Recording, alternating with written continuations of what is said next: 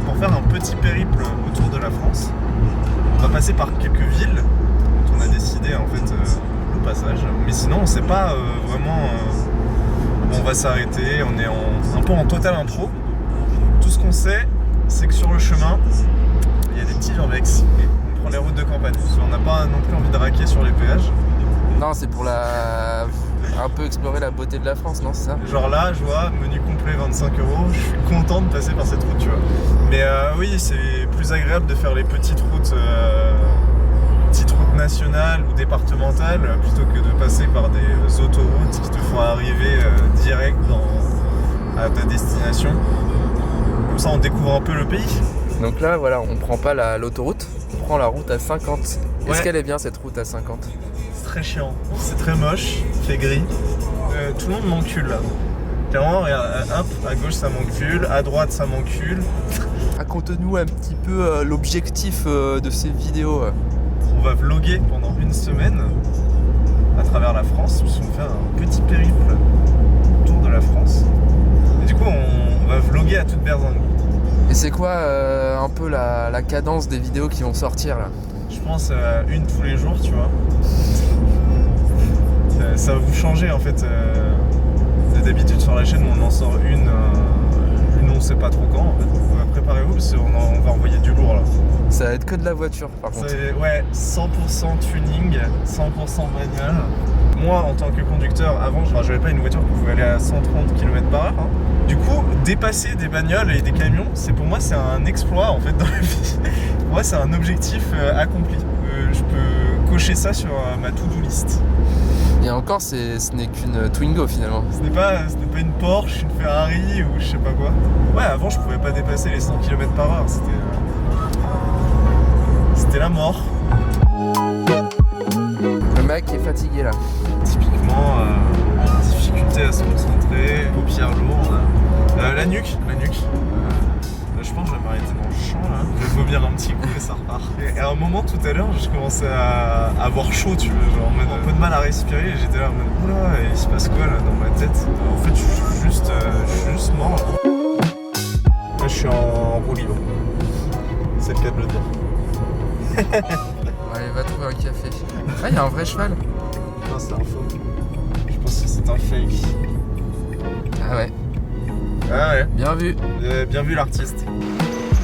On va au café de la paix là. Ça a l'air d'être un sympathique bar tabac. Ouais. Est-ce qu'on se prendrait pas un petit café au Carrefour Express? Bon alors le pilote. Le piloto. Là, je suis en train de me faire la main sur la voiture. J'ai jamais conduite celle-là. Bah ça va parce que moi je suis un peu un mec flexible sur la conduite. Je gère. J'ai l'impression d'avoir conduit toute ma vie. Et sinon ouais le débrief sur le café, bon on n'a pas filmé à l'intérieur mais c'était clairement the place to be quoi. Il y avait vraiment tout le village à l'intérieur. Ça parlait de chasse et pêche, nature et tradition. Et puis ça buvait des grands godets mais pas de café, de bière essentiellement. Bah il était 11h. 11h30. Bah en fait il y avait un café, c'était celui-là. Pour un café c'était un PMU. Sinon la ville est morte. Ouais. Bah apparemment c'est sûr mais putain c'est chaud hein. Genre on évite les autoroutes mais là c'est carrément route bien boueuse là. On va s'arrêter juste ici. Oh là là là là. On était sur une bonne ligne droite là en direction d'Orléans et nous voici dans les champs. Village énigmatique. Cette brume. Saurez-vous ce que c'est que ces piliers blancs? Non, c'est des éoliennes en fait.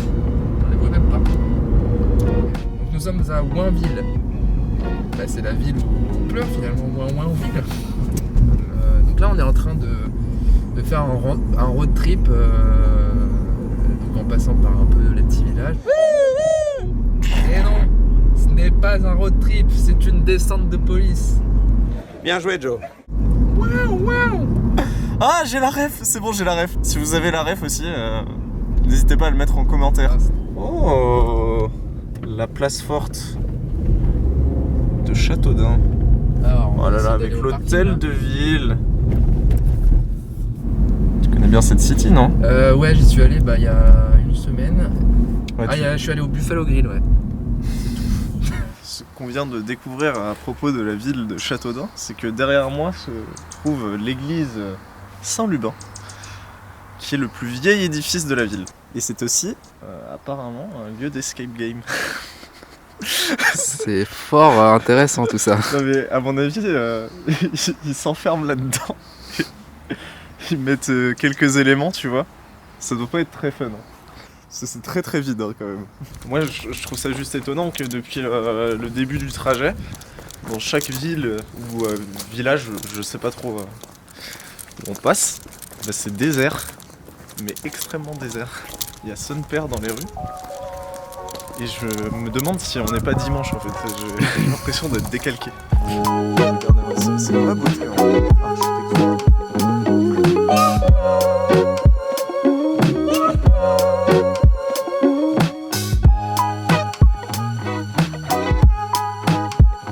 Et du coup, nous arrivons à Poitiers. C'est là où Jeanne d'Arc elle a combattu les Sarrasins. C'est tout ce que je sais sur Poitiers. Merci. Et il y a le Futuroscope à côté. C'est Poitiers. Hein. Action!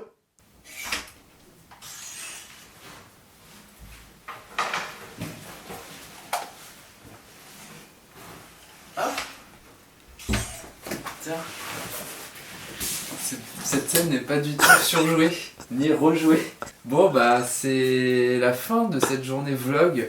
C'est un format un peu différent de d'habitude, mais j'espère que ça vous plaît. En tout cas, n'hésitez pas à dire ce que vous en pensez en commentaire. Et puis on se retrouve pour la prochaine journée vlog. Et bah c'était la brocante. Allez, ciao!